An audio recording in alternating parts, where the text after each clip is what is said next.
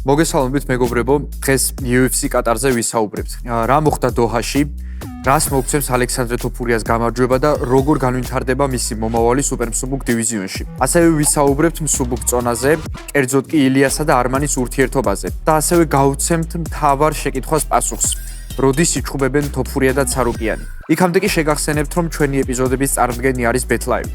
მაშასე, დავიწყოთ ალექსანდრე თოფურიათი. ალექსანდრემ ძალიან მნიშვნელოვანი გამარჯვება მოიპოვა. ეს გამარჯვება მხოლოდ იმიტომ არ იყო მნიშვნელოვანი, რომ UFC-ში მოგება გჭირდებოდა. ეს გამარჯვება მნიშვნელოვანი იყო იმიტომ, რომ ალექსანდრე თოფურიამ ამ გამარჯვებით საკუთარი გვარი სუპერმსუბუქი დივიზიონის მებრძოლთა რეალურ სიაში ჩაწერა. ამ გამარჯვებით ალექსანდრე თოფურიამ დაამტკიცა, რომ UFC-ში მხოლოდ ილია თოფურიას ძმის სტატუსით არ მოხვედრილა. ბრძოლებში გათვითცნობიერებულმა ხალხმა მას კოჭებშივე შეატყო ის თავდაჯერებულობა და საბრძოლო IQ, რაც თან სდევს. დღეს სუპერმსუბუქი წონა ყველაზე თუ არა ერთ-ერთი ყველაზე გადატვირთული დივიზიონი არის. კონტენდერებს რომ თავი დავანებოთ, ალბათ ამდენი ყოფილი ჩემპიონი ბევრ დივიზიონს არ ჰყოლია. ალექსანდრე თოფურიას აქვს ის, რაც ამ წონაში ბევრს არ აქვს.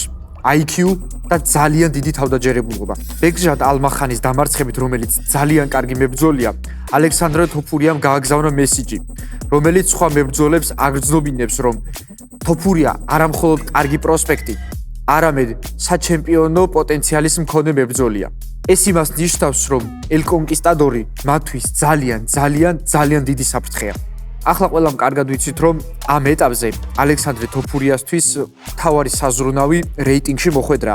ამისთვის კი საჭიროა სახელოვანი მებრძოლების დამარცხება და ქამრისაკენ გზა ნელ-ნელა თავისით გაიკაფება. თუ ყველაფერი გეგმის მიხედვით და ჩვენს სასარგებლოდ წავიდა, ალექსანდრე თოფურიასთვის 2026 წელი ძალიან გარდამტეხი იქნება. ახლა კი პასუხი გავცეთ ქართველი ფანებისთვის ყველაზე მნიშვნელოვან და პოპულარულ კითხვას. იჩხუბებენ თუ არა არმან ცარუკიანი და ილია თოფურია? პასუხი არის კი, ეს ორი მებრძოლი ერთმანეთს აუცილებლად შეხვდება. ვინ უნდა იყოს ილია თოფურიას მოწინააღმდეგე თუ არა არმან ცარუკიანი? კი, არსებობს ჯასტინ გეიჯისა და პატი მიმბლეტის ვარიანტიც, მაგრამ ახლა არმანისა და ილიას ჩხუბი ყველაზე ცხელია.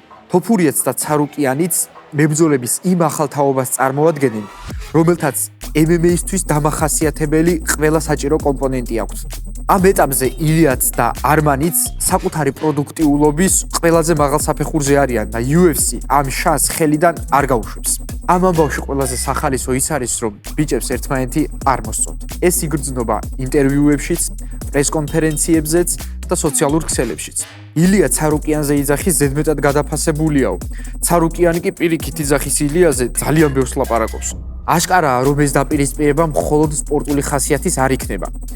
სწორედ მაშინ, როდესაც მებრძოლებს ერთმანეთი პიროვნულად არ მოსწონთ, აი ზუსტად ეს ხდება ძალიან დიდი ჩხუბების ჩანიშვნის საწინდარი. ეს იქნება ის შემთხვევა, როდესაც გულშემატკივრებისთვის ჩხუბი ოქტაგონზე შესვლამდეც დაიწყება. რომ დავფიქრდეთ, UFC-ს არ აქვს რეალური მიზეზი, რატომაც არ შეიძლება ეს ჩხუბი არ ჩანიშნოს. ორი ახალგაზრდა, ორივე საკუთარი რეიტინგის სათავეში მყოფი, ორივე ხმაურიანი და ქარიზმატული მებრძოლი, რომელთაც შეუძლიათ ორგანიზაციას ძალიან დიდი თანხა მოუტანოს. ფაქტია, რომ დაპირისპირების საძირკველი უკვე შექმნილია. ახლა გასარკვევი მხოლოდ ერთი რამ არის. თარიღი, როდის შედგება მათი ბრძოლა. დაგვიწერეთ კომენტარებში იმსახურებს თუ არა არმან ცარუკიანი ილიასთან ბრძოლას და ისურებთ თუ არა ამ ჩხუბის ჩანიშვნას.